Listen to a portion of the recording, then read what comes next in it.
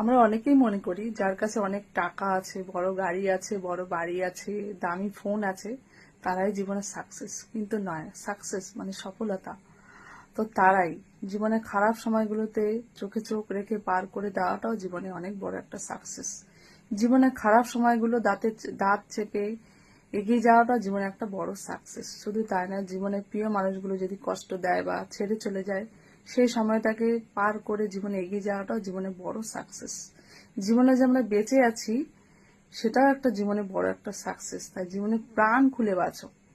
তো জীবনে আমরা টাকা পয়সা থাকলেই জীবনে সাকসেস নয়।